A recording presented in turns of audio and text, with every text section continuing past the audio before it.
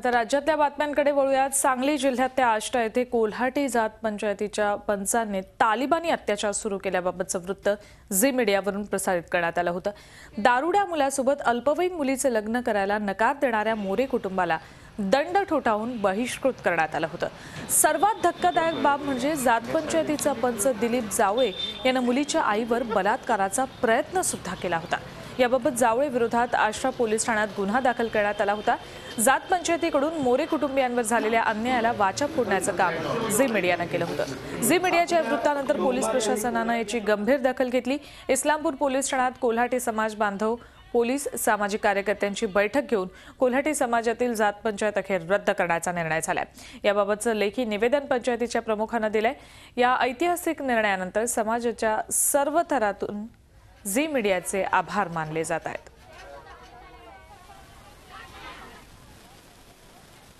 या जात पंचायतीनं अक्षरशः तालिबानी पद्धतीनं इथल्या समाज बांधवांवरती अत्याचार करणं सुरू केलं होतं।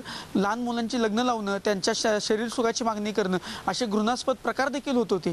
या प्रकाराविरुद्ध आष्ट्याच्या मोरे कुटुंबियांनी आवाज उठवला, ज्यांना 3 वर्षापासून वाईट टाकलं होतं आणि त्यांनी आवाज उठवल्यानंतरच हा प्रश्न आज संपल्यात जमा झालेला आहे। या प्रश्नाला जी 24 तासनं अतिशय मोलाची साथ दिली की यापूर्वी ज्या काही प्रथा परंपरा ज्या होत्या, ज्या सामाजिक हानिकारक आहेत समाजाच्या दृष्टीने, त्याचप्रमाणे समाजाच्या उन्नतीसाठी बंधनासाठी ज्या हानिकारक आहेत, त्या सर्वच प्रथा, त्याचप्रमाणे जात पंचायतीचं कुठलंही अस्तित्व यापुढे राहणार नाही। जात पंचायत आजच्या तारखेपासून बंद केली आहे आणि जात पंचायतीमध्ये कुठलंही कुटुंब वाळीत टाकलं जाणार नाही।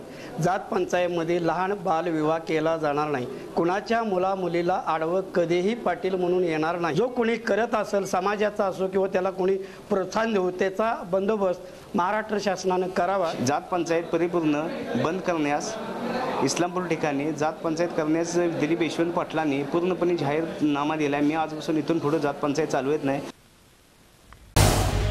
झी 24 तास रहा एक पाऊल पुढे।